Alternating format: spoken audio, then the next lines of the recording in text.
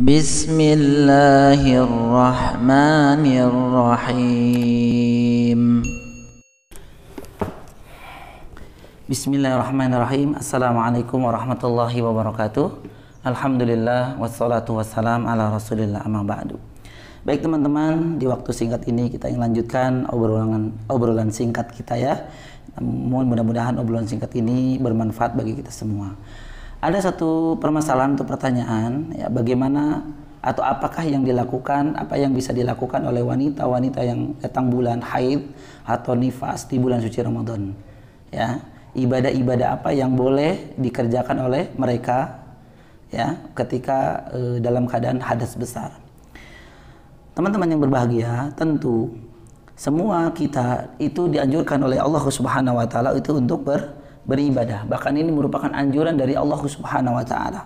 Dalam surat Al-Hijr ayat 99 Allah Subhanahu wa taala berfirman, "A'udzubillahi minasyaitonirrajim wa'bud rabbaka hatta ya'tiyakal yakin."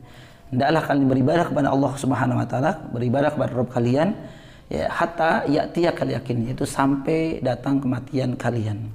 Nah, perintah ini tidak ada terkecuali ya. Ya, tidak ada yang dikecualikan, tidak ada. Termasuk wanita-wanita hamil, wanita-wanita haid, wanita-wanita nifas, itu juga ya diperintahkan oleh Allah Subhanahu wa taala. Namun selama ya, mereka melakukan ibadah itu selama tidak dilarang oleh syariat.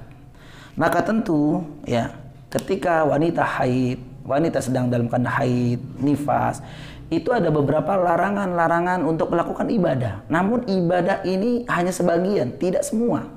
Khususnya di bulan Ramadan ini ya teman-teman, khususnya di bulan suci Ramadan ini, ibadah yang pertama yang tidak boleh dilakukan oleh wanita haid dan nifas tentu ibadah sholat.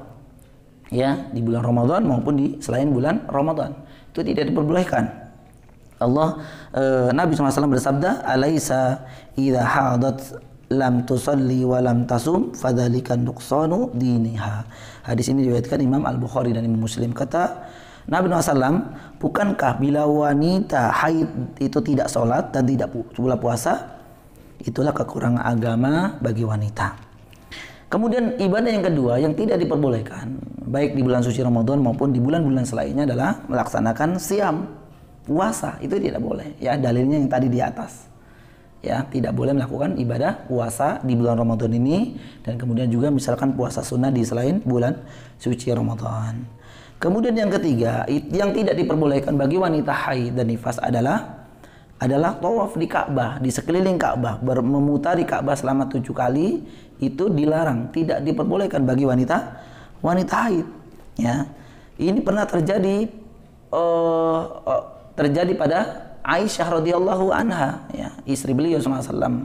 Ketika Aisyah radhiyallahu taala anha dalam keadaan haid, ketika itu dalam berhaji, maka Nabi SAW mengatakan, "Faf'ali ma yaf'alul haj ghaira alla yatufi bil baiti hatta tathuri." Jadi kata Nabi SAW, ketika Aisyah dalam keadaan haid, waktu itu memang dalam posisi haji, lakukanlah, kata beliau, lakukanlah segala sesuatu yang dilakukan oleh orang haji. Di sana ada sa'i, ada wukuf dan selainnya ya, itu boleh dilakukan. Apapun yang dilakukan orang haji itu silakan lakukan. Namun yang tidak boleh adalah selain dari tawaf.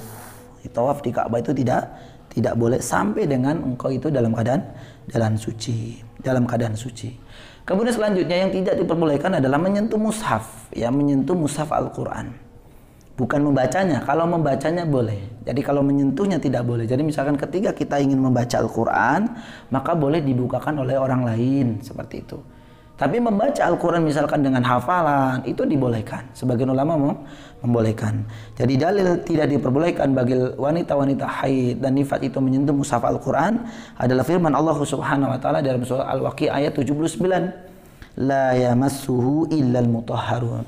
Tidak menyentuhnya kecuali orang-orang yang suci. Dan kemudian yang selanjutnya adalah iktikaf. Di bulan Ramadan, mungkin di 10 hari terakhir bulan Ramadan ini ada iktikaf. Maka bagi ibu-ibu, wanita-wanita haid, nifas itu tidak diperbolehkan untuk melakukan iktikaf di masjid. Itu ibadah-ibadah sebagian yang tidak diperbolehkan. Namun bukan berarti kemudian tidak melakukan ibadah yang lain. wanita-wanita haid, nifas itu bisa melakukan ibadah-ibadah yang lain selain yang tadi disebutkan. Karena memang itu ada dalil yang sharih, yang jelas, yang melarang bagi wanita-wanita haid dan nifas itu untuk tidak melakukan ibadah. Adapun ibadah-ibadah yang lain yang tidak disebutkan dalilnya maka dibolehkan. Seperti misalkan membaca Al-Quran tanpa menyentuh. Ya tadi disebutkan kalau menyentuh tidak boleh. Namun kalau membacanya ya tidak menyentuh itu dibolehkan. Atau mungkin membaca Al-Quran itu dengan sehafalan yang dia miliki itu juga dibolehkan. Kemudian yang kedua, boleh menyentuh mushaf, ponsel, maaf bukan mushaf, ponsel. Jadi ponsel HP ini ketika ada aplikasi Al-Quran itu boleh dipegang ketika membaca Al-Quran. Karena memang ponsel itu tidak dihukumi seperti mushaf Al-Quran. Kemudian banyak berzikir, ya banyak berzikir dan berdoa, berzikir mutlak atau muayyan. Misalkan zikir-zikir yang berkenaan dengan ketika adzan kita bisa mengikuti suara adzan, muadzin sholat muadzin mengumandangkan adzan kita itu ikutin, itu juga boleh tanpa larangan bagi wanita haid. Kemudian memanjatkan doa dan zikir-zikir yang lain. Kemudian juga dibolehkan untuk belajar ilmu agama, baik caranya dengan baca buku. Mungkin ketika baca buku di sana ada ayat-ayat Al-Qur'an itu tidak mengapa. Ya, tidak mengapa insyaallah. Ya, yang penting bukan mushafnya memegang. Kemudian juga mendengarkan ceramah-ceramah agama, mendengarkan murotal Al-Quran, ayat-ayat Al-Quran itu juga dibolehkan. Kemudian di bulan Ramadan wanita haid dan nifas itu boleh bersedekah, ya bersedekah, banyak infak, kemudian amal sosial yang lainnya.